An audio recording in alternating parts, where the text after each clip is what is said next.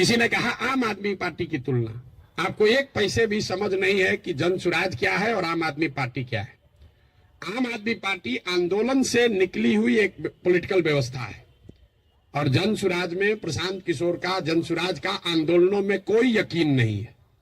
हम रोज ये बात कम से कम 100 दफे कह चुके हैं। जन सुराज आंदोलन नहीं है, इसको जेपी के आंदोलन से कंपेयर मत कीजिए और इसको आम आदमी पार्टी के आंदोलन से कंपेयर मत कीजिए, क्योंकि आंदोलन है ही नहीं। क्यों नहीं है? हमको लोग आगे कहता है भैया आंदोलन कीजिए उससे बिहार सुधरेगा।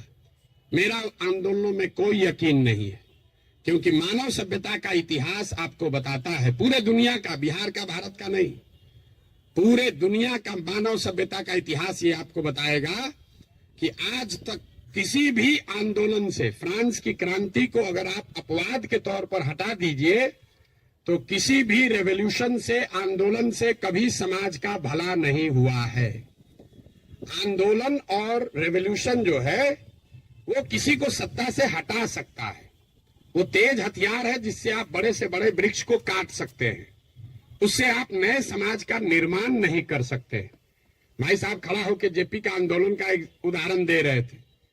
मेरे भाई, जेपी का आंदोलन कहां कहा गया? आप तो जेपी के आंदोलन में शायद जुड़े हुए हैं, आपने दावा किया। जेपी के आंदोलन में कहां कहा गया है कि बिहार को सुधारा जाएगा? जेपी के आंदोलन का नारा था संपूर्ण क्रांति, इंदिरा गांधी को हटाओ। तो उस आंदोलन की, क्रांति की इतनी ताकत थी, इंदिरा गांधी को हटा दिए। नया व्यवस्था बनाने की बात कहां कही गई थी? अरविंद केजरीवाल या आम आदमी पार्टी ने नई व्यवस्था की बात कहां कही? उन्होंने कहा भ्रष्टाचार हटाओ। हम तो नहीं कह रहे भ्रष्टाचार हटाओ, क्योंकि दुनिया में कहीं इसका कोई प्रमाण नहीं है कि कोई एक कानून बनाकर आप भ्रष्टाचार खत्म कर देंगे। ये तो सतत प्रक्रिया है। जिन देशों ने भ्रष्टाचार पर अंकुश लगाया है, दुनिया में सबसे ईमानदार देश कौन है? जो स्कैंडिनेवियन कंट्रीज हैं, फिनलैंड, स्वीडन, नॉर्वे, डेनमार्क, वहां जाइएगा, वहां करप्शन मिनिमम है। आप जाकर उसका अध्ययन कीजिए कि वहां कैसे करप्शन कम हुआ। वहां अरविंद केजरीवाल थोड़े पैदा हुए थे, वहां जन्म लोकपाल करके कोई विधायक नहीं पारित हुआ। वहां भ्रष्टाचार 4 तरीके से कम हुआ है। पहला, समाज में ये जागृति बनी लंबे समय में कि अच्छे और स्वच्छ लोगों का चुनाव करो, मतलब इलेक्टोरल प्रोसेस को जहां तक हो सके उसको स्वच्छ बनाया गया। आप में से कुछ लोग सोशल मीडिया पर अभी देखे होंगे, नीदरलैंड्स का प्रधानमंत्री अभी आज से करीब 2 हफ्ते पहले 12 बरस प्रधानमंत्री रहने के बाद हटा है, तो वो साइकिल से अपने घर से अकेले निकल रहा है। तो वहां की समाज ने ये व्यवस्था बनाई कि स्वच्छ लोग स्वच्छ तरीके से वोट करें, स्वच्छ लोगों को चुने। दूसरा उन्होंने क्या किया? उन्होंने बहुत बड़े स्तर पर जन भागीदारी, लोकतंत्र को समाज में उतारा। सिर्फ सरकार चुनने की व्यवस्था को लोकतंत्र नहीं बनाया, जो सरकार के नीतिगत फैसले हैं उसमें समाज की भागीदारी करी। और चौथा, बहुत बड़े स्तर पर टेक्नोलॉजी का इस्तेमाल हुआ है। आप लोग जितने लोग आए हैं, ज्यादातर लोग नल जल योजना के बारे में सुने समझे होंगे, बहुत यहाँ ब्यूरोक्रेट लोग भी बैठे हुए हैं। नल जल योजना में अभी तक सरकार यही चक्कर में बहस में पड़ी है कि वहां चल रहा है कि नहीं चल रहा है। 25,000 करोड़ रुपया खर्चा हो गया। उसी सरकार में स्मार्ट मीटर लगाकर लोगों को यह पता है कि बिजली कितना कंज्यूम हो रहा है, लेकिन नल जल में अगर स्मार्ट मीटर लगाया होता तो कम से कम इतना तो पता चलता कि जो पानी चल रहा है कि नहीं चल रहा है। 25,000 करोड़ रुपया खर्चा कर दिया, लेकिन पानी को निकलने, मापने, उस पर बिल करने का कोई टेक्नोलॉजिकल सॉल्यूशन नहीं ढूंढा। तो ये 4 चीजें जो हैं उसको करके भ्रष्टाचार पर अंकुश लगाया जा सकता है। लोकतांत्रिक व्यवस्था को जहां तक हो सके उसको भ्रष्ट लोग और भ्रष्ट पैसे से बचाया जाए। दूसरा, जनता को नीतिगत मामलों में शामिल किया जाए। तीसरा, उनको भागीदार बनाया जाए, सरकारी सत्ता और संसाधन का विकेंद्रीकरण हो। और चौथा, बड़े पैमाने पर टेक्नोलॉजी का प्रयोग हो। अगर ये चारों का इस्तेमाल करेंगे तो भ्रष्टाचार पर अंकुश लगाया जा सकता है। खत्म न हो सकता है, न होने का हम दावा कर रहे हैं। तो वो सब बात मत कहिए कि हम आप कैसे खत्म कीजिएगा, हम ना खत्म करेंगे, हमारे बस का ही नहीं, हमारे कैसे खत्म हो जाएगा। सीओ साहब का 40 लाख रुपया लेके पोस्टिंग कीजिएगा, सीओ पैसा नहीं लेगा, दाखिल खारिज में ऐसा संभव है? 40 लाख रुपया लेकर अगर सीओ से को आप पोस्टिंग कीजिएगा, थाना दीजिएगा, अगर किसी थानेदार को 20 लाख रुपया लेके, तो पैसा कैसे नहीं लेगा? लेगा ही लेगा। अब आपका एक और सवाल लोगों का जो रहता है, भैया इस पर कैसे भरोसा करें? भाई बिल्कुल मत भरोसा करो। जो पहले से आपको ठग रहा है, आप लोग डॉक्टर हैं, जो दवा पहले से फेल है उसको इस्तेमाल करना चाहते हो, लेकिन ट्रायल मेडिसिन कैसे, ट्रायल मेडिसिन का ट्रायल कैसे होता है?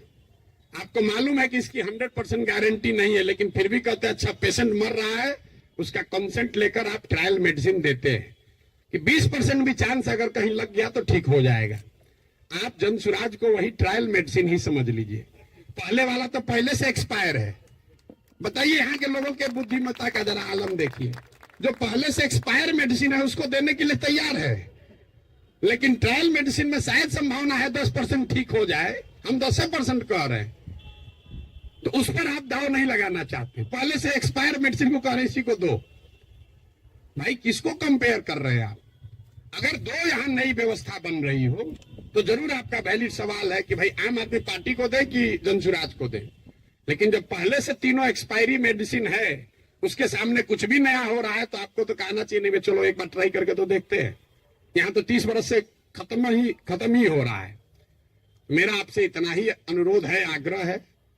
आपने ड्राइंग रूम में रहकर बहुत बात कर ली, अपने चैम्बर में रहकर बहुत बात कर लिया। आप समाज की चिंता करने वाले लोग हैं, लेकिन इसी अव्यवस्थित समाज से आपने अपने और अपने परिवार के लिए कुछ कर लिया है।